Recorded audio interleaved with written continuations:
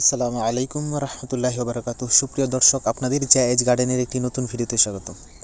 তো বাগান তো করতেছি আলহামদুলিল্লাহ, প্রায় 2 বছর ধরে আমি এখন আস্তে আস্তে বাগান করা আস্তে আস্তে সংগ্রহ করতেছি বাগানের বিভিন্ন ভ্যারাইটিগুলো। তো এর মধ্যে আবার মাথার মধ্যে চাপলো যে বনসাই করব।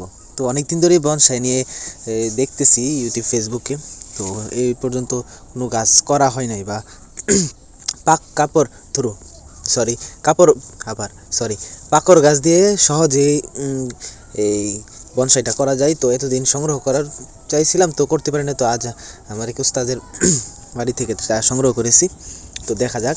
তো আমার এই সম্পর্কে অনেক ধারণা কম, তো আমিও অনেকটাই জানবো পরবর্তীতে ইনশাআল্লাহ আপনাদের ভিডিওর মাধ্যমে দেখাবো। আজ প্রথম আজ এনেছি ডালগুলা, এই গাছগুলা। তো আজ এখন রোপণ করব।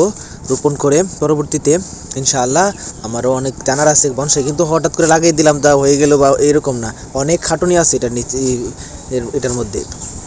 এটা এরকম না যে আমি লাগিয়ে দিলাম যে আমাকে এটার ফল 1-1.5 বছরের মধ্যে পাওয়া যাবে। তো এটাকে ধৈর্যের সাথে ধাপে ধাপে প্রত্যেকটা পর্যায়ে এটাকে আস্তে আস্তে এটার সঠিক নিয়ম অনুযায়ী করতে হয়। একটু ভুল হলে কিন্তু এই আমার বনসাইটা কিন্তু হবে না। হয়তো এরকম হওয়ার কারণে পরবর্তীতে বনসাইয়ের আগ্রহ চলে যেতে পারে। তো আমারও অনেক কিছু জানার আছে এই সম্পর্কে, জেনে ইনশাআল্লাহ আপনাদের ভিডিওর মাধ্যমে দেখাবো। আজ আমি এনেছি, এখন আর বিস্তারিত কোনো কিছু বলতে পারলাম না।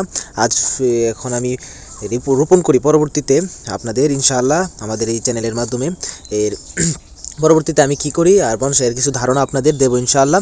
অবশ্যই আপনারা আমাদের চ্যানেলটি সাবস্ক্রাইব করে রাখুন। আর ভিডিওটি কীরকম হলো অবশ্যই আপনারা আমার সাথে থাকবেন, অবশ্যই ভিডিওটি লাইক দিবেন। তো আজ এ পর্যন্তই।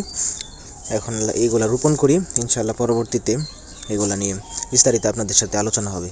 তো আসসালামু আলাইকুম রহমতুল্লাহি ওয়া বারাকাতুহু।